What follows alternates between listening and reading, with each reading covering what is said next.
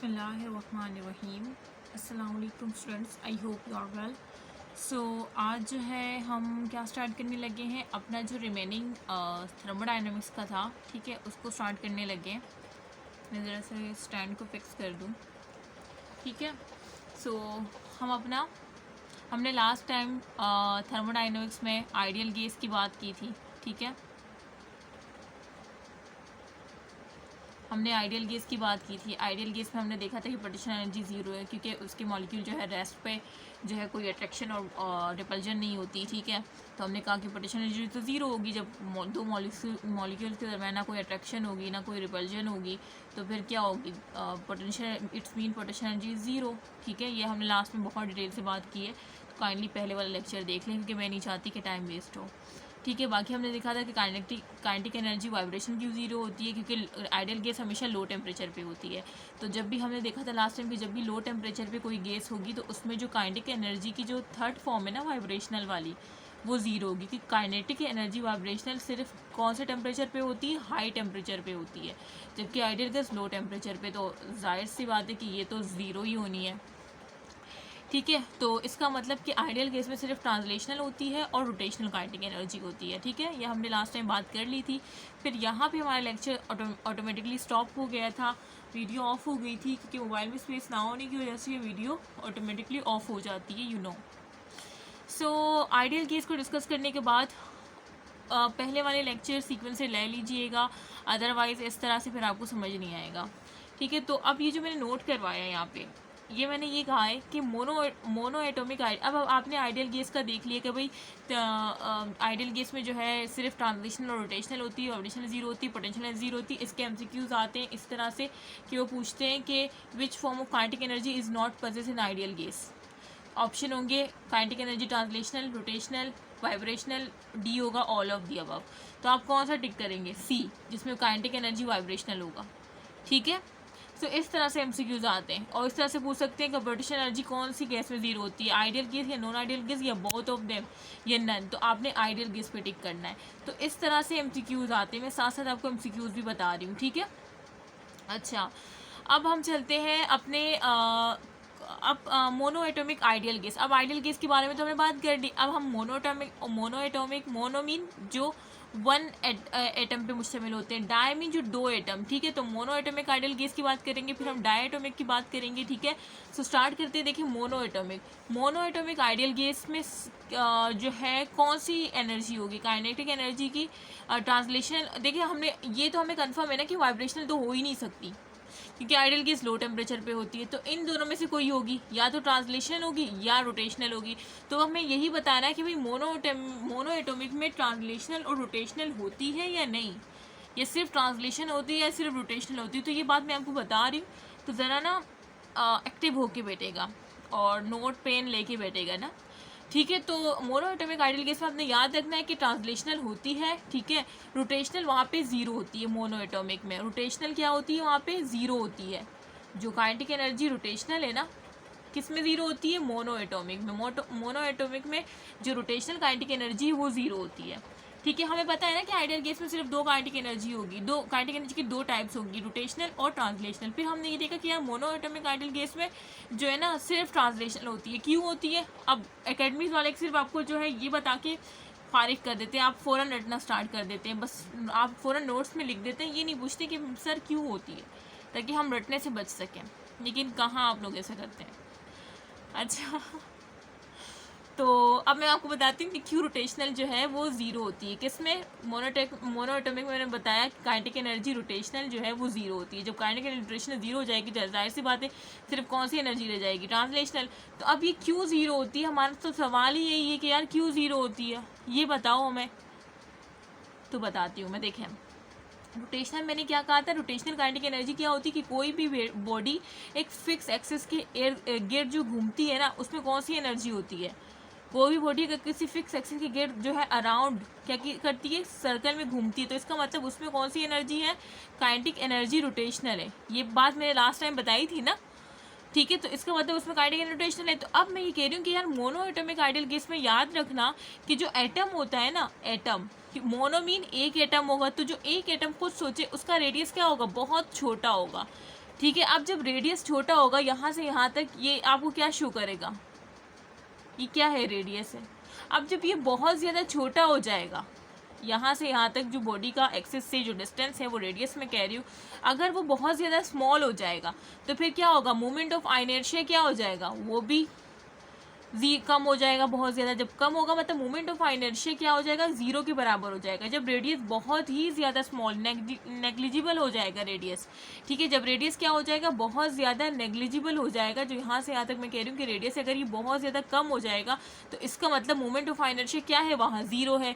अब moment of inertia zero है तो इसका काइनेटिक एनर्जी से, काइनेटिक एनर्जी रोटेशनल से क्या ताल्लुक है, तो इसका काइनेटिक एनर्जी रोटेशनल से ये ताल्लुक है कि आपने काइनेटिक एनर्जी रोटेशनल का फार्मूला देखा होगा, क्या है, 1/2 I ओमेगा स्क्वायर, ठीक है। अब ये I क्या है, मोमेंट ऑफ इनर्शिया है। अब अगर ये चीज़ ज़ीरो हो जाएगी तो ये क्या है, मल्टीप्लाई हो रहे हैं, तो जब ये ओमेगा से मल्टीप्लाई होगा, मीन जो वेलोसिटी है, ठीक है, रोटेशनल फैक्टर की, जो हम इंशाल्लाह फोर्स एंड मोशन में पढ़ेंगे वर्क पाउंड एनर्जी में, तो जब ये ज़ीरो, कोई भी ज़ीरो चीज़ जब किसी वैल्यू से मल्टीप्लाई होती है तो उसको क्या बना देती है, वो ज़ीरो ही बना देती है। तो इसका मतलब काइनेटिक एनर्जी रोटेशनल क्या हो जाएगी, ज़ीरो हो जाएगी, ठीक है। तो काइनेटिक एनर्जी रोटेशनल यहाँ पे फार्मूला लिखा है, क्योंकि मोमेंट ऑफ इनर्शिया जब हम जीरो पुट करेंगे तो काइनेटिक एनर्जी रोटेशनल भी जीरो हो जाएगी। किसके लिए, मोनो एटॉमिक के लिए, क्योंकि मोनो एटॉमिक में क्या होता है, रेडियस बहुत स्मॉल होता है, जिस वजह से मोमेंट ऑफ इनर्शिया जीरो हो जाता है। मोमेंट ऑफ इनर्शिया जीरो होगा तो काइनेटिक एनर्जी रोटेशनल भी क्या हो जाएगी, जीरो हो जाएगी। क्योंकि इस फार्मूले में जब हम क्या करेंगे, 1/2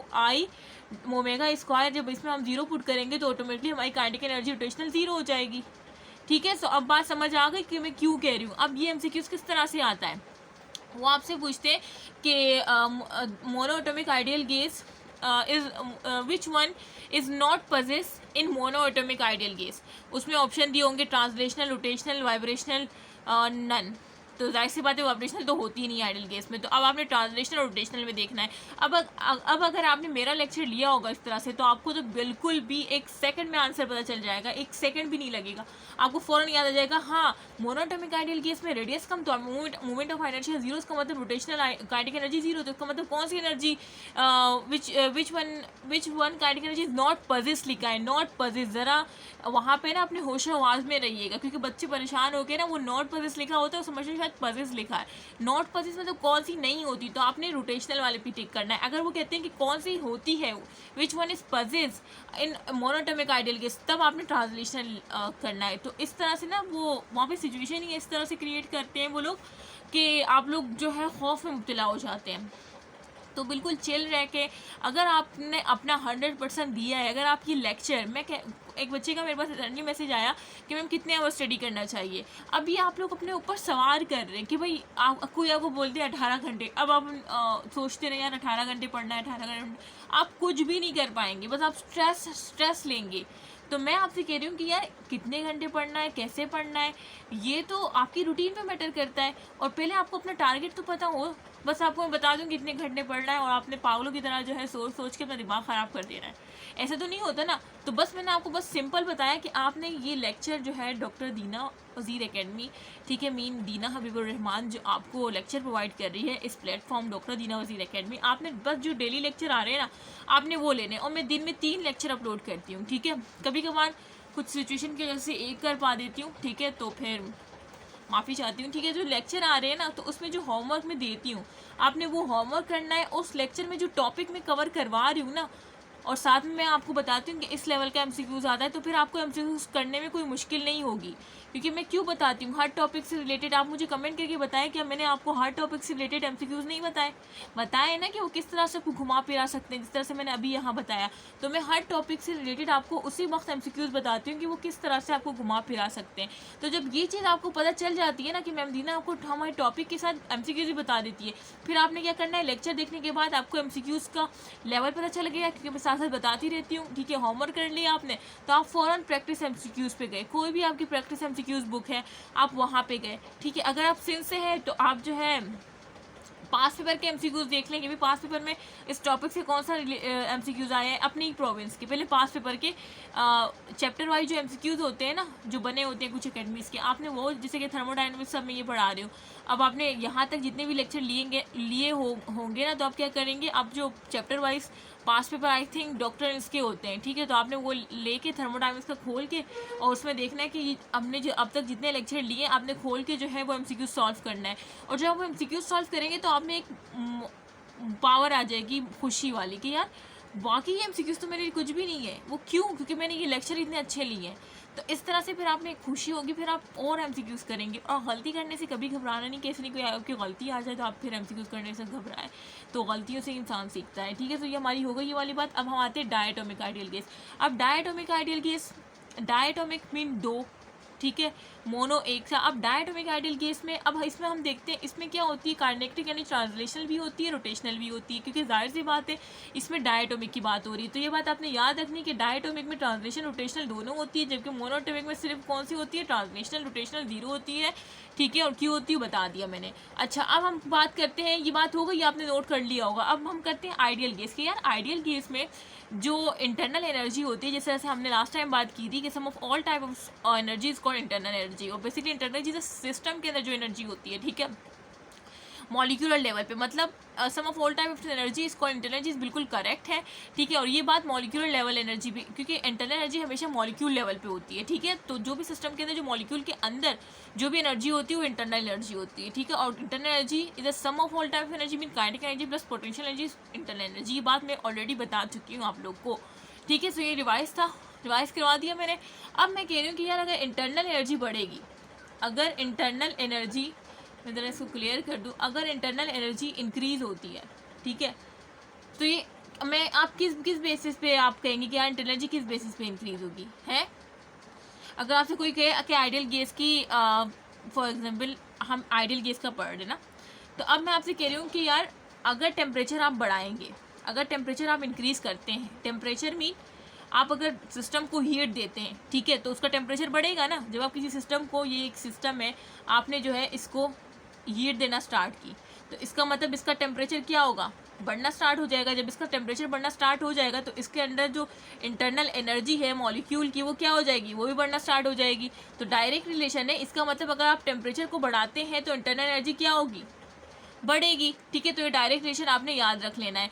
अब अगर मैं आपको दूसरी बात बताऊँ कि यार टेम्परेचर बढ़ाने से इंटरनल एनर्जी बढ़ती है, एक बात आपने याद रखनी कि टेम्परेचर बढ़ाने से मॉलिक्यूल की काइनेटिक एनर्जी भी बढ़ती है। जाहिर सी बात है काइनेटिक एनर्जी बढ़ेगी तो इंटरनल एनर्जी बढ़ेगी ना, सेम थिंग। तो ये सारे जो है डायरेक्ट रिलेशन है, इन तीनों का क्या है, डायरेक्ट रिलेशन है, ये बात याद रखना, ठीक है। इन तीनों का क्या है, डायरेक्ट, मतलब टेम्परेचर बढ़ाएंगे तो जो काइनेटिक एनर्जी ऑफ मॉलिक्यूल है mean translational rotational, internal energy basically है क्या, मैंने आपको बताया था ना कि sum of all type of energy mean translational rotational potential energy, ये सारी एनर्जीज आ जाती है।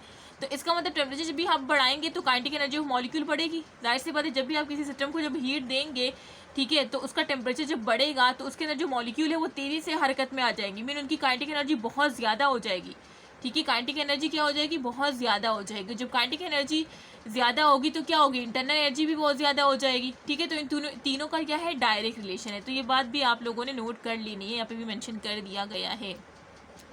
अच्छा, अब जैसे मैंने बताया कि यार इंटरनल एनर्जी बढ़े, टेम्परेचर बढ़ेगा तो इंटरनल एनर्जी बढ़ेगी, ये बात आपको समझ आ गई। अब इसी तरह से चेंज इन टेम्परेचर अगर बढ़ेगा तब भी इंटरनल एनर्जी बढ़ेगी, ठीक है। जाहिर सी बात है अगर आप टेम्परेचर बढ़ाते हैं तो इंटरनल एनर्जी बढ़ेगी। अगर आप चेंज इन टेम्परेचर बढ़ाते हैं, मतलब अगर सिस्टम का टेम्परेचर पहले जो है वो 70 था और आपने उसको 100 कर दिया तो चेंज आ गया ना, चेंज आ गया, कितने का चेंज आया, 30 का चेंज आया। तो इसका मतलब उसी के हिसाब से उसकी चेंज इन इंटरनल एनर्जी होगी, ठीक है। तो चेंज डेल्टा, मैंने बताया था कि डेल्टा किसको रिप्रेजेंट करता है, चेंज को, ठीक है। जब भी आप टेम्परेचर में चेंज लाएंगे तो इंटरनल एनर्जी में भी चेंज आएगा, जब भी टेम्परेचर बढ़ाएंगे तो इंटरनल एनर्जी भी बढ़ेगी, ठीक है। मैं हर चीज़ आपको एक पॉइंट समझा रही हूँ, कहीं आप कंफ्यूज ना हो जाए। मैंने लास्ट टाइम भी बताया था, इस वजह से कह दूँ सीक्वेंस वाइज लेक्चर ले। डेल्टा का मतलब होता है चेंज, बार बार कह रही हूँ सीक्वेंस वाइज नहीं लेंगे तो फंस जाएंगे। सीक्वेंस वाइज लेक्चर लें, अपने कॉन्सेप्ट को बिल्ड करें। एक लेक्चर लेके जब तक आपने उसको हर एंगल से प्रिपेयर नहीं किया हो, सेकंड लेक्चर पे ना जाए। मतलब एक लेक्चर देखें आपने उसको, मतलब अगर कोई कन्फ्यूजन है तो उसको बार बार देखें। जब आपको वो लेक्चर माइंड में फिक्स हो जाए ना, उसके बाद आप नेक्स्ट पे जाए, फिर नेक्स्ट पे जाए, इस तरह से करें। अच्छा,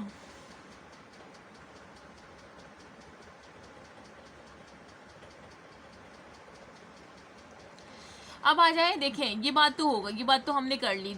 अब मैं कह रही हूँ कि यार ये जो मैं आपसे कह रही हूँ कि यार टेम्परेचर बढ़ेगा तो इंटरनल एनर्जी बढ़ेगी, ये किस बेस पे मैं कह रही हूँ? आपने मुझसे पूछा कि मैम ये आप किस बेस पे कह रही हैं? मतलब कोई आप जो रिलेशन बता रही हैं ये किसी फार्मूला की मदद से आपने भी पढ़ा होगा, आप हमें भी बता देता कि हम रट्टा लगाने से बच जाए। आप यही बोलेंगे ना, तो मैं आपको बता रही हूँ कि बेटा एक फार्मूला है, ठीक है, आपको एक फार्मूला नज़र आ रहा है, ठीक है। अब ये मोनो एटॉमिक जिस तरह से मैंने बताया, डायटोमिक आइडियल गैस बताया, इन दोनों के लिए अलग अलग है, मतलब फार्मूला सेम है, लेकिन इसमें क्या है, डिग्री ऑफ फ्रीडम दोनों के लिए अलग है। मोनो के लिए 3 है और डाई के लिए 5 है, डिग्री ऑफ फ्रीडम अलग है। मतलब अगर मैं आपको एक फार्मूला बताऊँ, ठीक है, ये इंटरनल एनर्जी प्रोपोर्शनल है 1/2 आर टी के, ठीक है, ये फार्मूला आपने याद रख लेना है, ये फार्मूला आपने याद रख लेना है, और उसके साथ ये एफ लगा रही हूँ, एफ होता है डिग्री ऑफ फ्रीडम, मतलब डिग्री ऑफ फ्रीडम बस चेंज करेगा, बाकी ये फार्मूला क्या होगा, बाकी ये फार्मूला सेम रहेगा, ये फार्मूला सेम रहेगा, बस डिग्री ऑफ फ्रीडम चेंज होगा। और डिग्री ऑफ फ्रीडम किस तरह से चेंज होगा, जैसे कि मोनो के लिए ये डिग्री ऑफ फ्रीडम कितना होगा 3, और डाई के लिए कितना होगा, डाई के लिए 5 होगा, डाई के लिए क्या होगा 5 होगा, ठीक है। तो मैंने आपको एक फॉर्मूला लिख के बताया कि बेटा आपने ये रिलेशन आपने याद रखना है, ठीक है, ये रिलेशन आपने याद रख लिया, ये फार्मूला आपने याद रखना है। एफ इसमें डिग्री ऑफ फ्रीडम है, और डिग्री ऑफ फ्रीडम मैंने आपको बताया कि मोनो के लिए क्या है, मोनो के लिए 3 है, और डाई के लिए क्या है, डाई के लिए 5 है। तो अब अगर आपसे मैं कहूँ कि मोनो के लिए लिखे, तो आप मोनो के लिए क्या लिखेंगे, सेम फार्मूला लिखेंगे, सेम फार्मूला आपने लिखा, ठीक है, सेम फार्मूला आपने लिखा, आपने इसमें क्या कर दिया, मोनो के लिए मैं कह रही हूँ ना, तो मोनो के लिए क्या है, डिग्री ऑफ फ्रीडम 3 है, 3 है, तो आपने क्या कर दिया 3/2 लिख दिया है, और बाकी R T as it is आएगा, ठीक है। इसी तरह से अगर मैं आपसे कहूँ बेटा डायटोमिक के लिए ज़रा आप मुझे रिलेशन बताएं, तो आपने क्या लिखना है, सेम फार्मूला लिखना है, ठीक है, 5/2 आर टी, ठीक है। तो ये डाई के लिए, ये मोनो के लिए, बस इसमें चेंज कहाँ पे आ रहा है, डिग्री ऑफ फ्रीडम में, बाकी सेम फार्मूला ये आपने याद रखना है।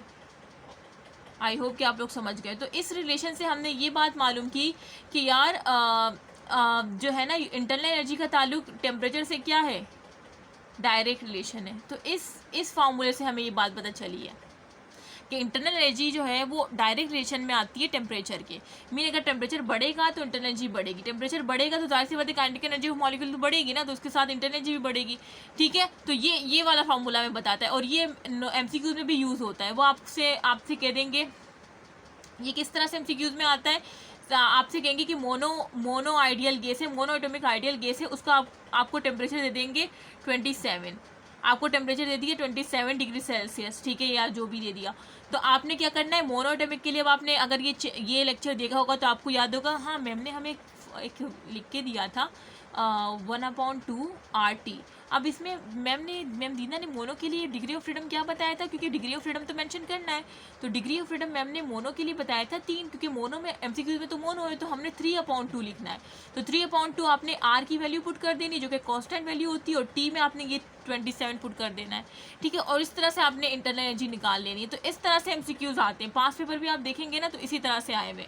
इस तरह से डाई के लिए पूछा जाए तो आपने 5/2 लगाना है, ठीक है। सो इस तरह से जो है आपने सॉल्व आउट करने। और यहाँ पे मैंने दोबारा से ये मेंशन किया कि डिग्री ऑफ फ्रीडम मोनो के लिए 3 है, 5 के लिए और डाई के लिए 5 है, और ये जो है मेन फार्मूला ये आप याद रख लीजिएगा। ये देखिए मोनो के लिए 3/2 आर टी है और डाई के लिए 5/2 आर टी है। सो आई होप कि आप लोग समझ गए होंगे। इतना मैं समझाती हूँ कि मेरा जो है ना हालत खुश हो जाता है। अच्छा, अब आते हैं हम बेसिकली अपने इंटरनल एनर्जी पे, ठीक है। अब इतनी बातें हमने इंटरनल एनर्जी के बारे में कर ली, अब आपको समझने में कोई परेशानी नहीं होनी चाहिए, ठीक है। सो अब मैं आपको जो है लेके चल रही हूँ इंटरनल एनर्जी पे।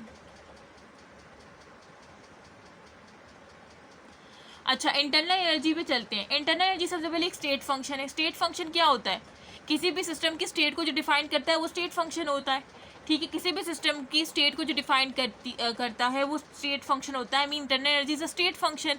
अब स्टेट फंक्शन है क्या, स्टेट फंक्शन होता है जो कि सिर्फ इनिशियल एंड फाइनल स्टेट बताती है। किसी भी सिस्टम की सिर्फ क्या बताती है, इनिशियल, कि भाई इनिशियल क्या है और फाइनल क्या है, इनिशियल पाथ क्या था, फाइनल क्या था, ठीक है। मतलब ये इंडिपेंडेंट ऑफ पाथ होती है। स्टेट फंक्शन का मतलब होता है कि इनिशियल एंड फाइनल स्टेट बताती है और independent of path. Independent path मतलब ये पाथ पे डिपेंडेंट नहीं रहती, ठीक है। ठीक है, ये पाथ पे डिपेंडेंट नहीं होती, मतलब इसका जो है रास्ते से कोई मतलब नहीं होता। बस ये किस पे डिपेंड करती है कि भाई आपका इनिशियल पॉइंट क्या था और आपका फाइनल पॉइंट क्या था, मतलब आप पहले कहाँ पे खड़े थे और बाद में कहाँ पे खड़े। इनका ये मतलब नहीं होता कि ठीक है ये होता है स्टेट फंक्शन। और दूसरा ये इंडिपेंडेंट ऑफ पाथ होता है, मतलब इनका ये मतलब नहीं होता, वो सिर्फ आपको जैसे कि आपकी कॉलेज वाले या यूनी वाले क्या कहते हैं, बस आप कॉलेज आए, रेगुलर कॉलेज आए, उनको ये मतलब नहीं होता कि आप किस रास्ते से आ रहे हैं या किस तरह से आ रहे हैं, तो वो आपकी इंटरनल एनर्जी है। ठीक है, वो सिर्फ कहती है कि भाई आप घर से कॉलेज आ जाए, मतलब इनिशियल पॉइंट आपका घर है, फाइनल पॉइंट आपका कॉलेज है या यूनिवर्सिटी है या स्कूल है।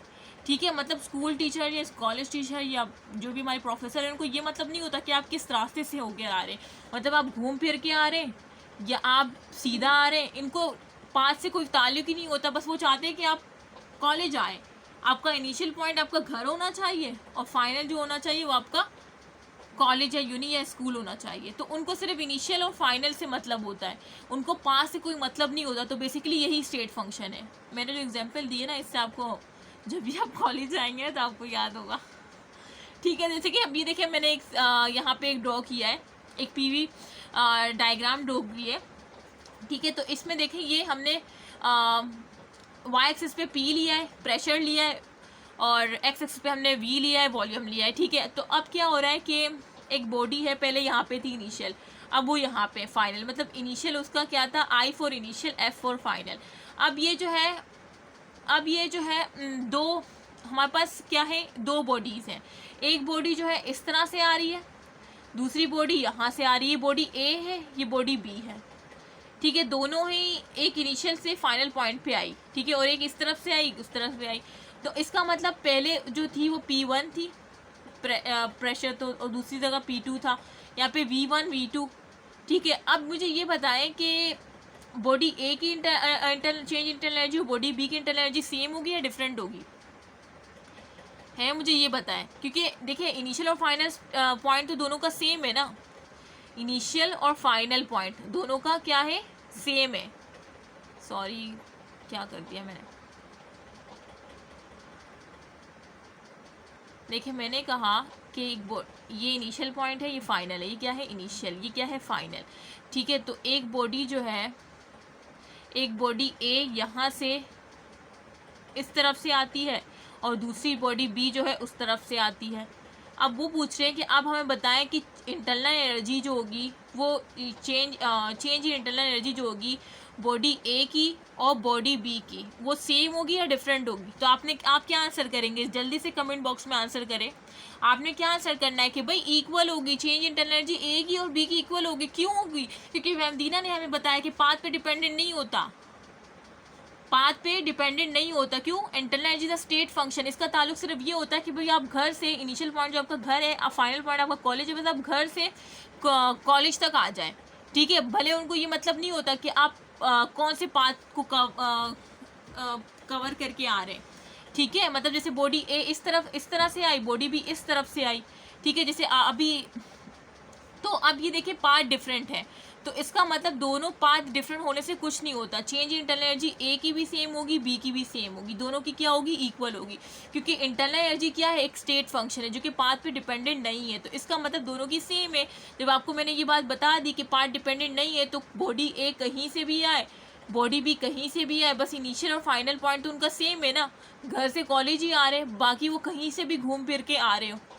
ठीक है, तो इंटरनल एनर्जी स्टेट फंक्शन। ठीक है, जैसे आपके प्रोफेसर को कोई मतलब नहीं होता कि आप कौन से पाथ को कवर करके आ रहे हैं, बस उनको मतलब होता है कि बस कॉलेज आ जाए। अब जैसे कि आपका एक दोस्त जो है कोरंगी से आ रहा है और दूसरा दोस्त जो है आपका नादवाबाद से आ रहा है। ठीक है, और दोनों ही अलग अलग पाथ से आ रहा है, तो अब दोनों ही घर से कॉलेज तो आ रहे हैं ना, तो आपको प्रोफेसर को कोई माइंड है नहीं, दोनों टाइम पे ही पहुंच रहे हैं, सेम टाइम पे। आपका वो दोस्त भी टाइम पे पहुंच रहा है जो कोरंगी से आ रहा है, दूसरा जो नादवाबाद से आ रहा है, दोनों सेम टाइम पे पहुंच रहे हैं, और प्रोफेसर दोनों से खुश है, क्योंकि प्रोफेसर को कोई मतलब ही नहीं है कि भाई वो कौन से पाथ को कवर करके आ रहे हैं।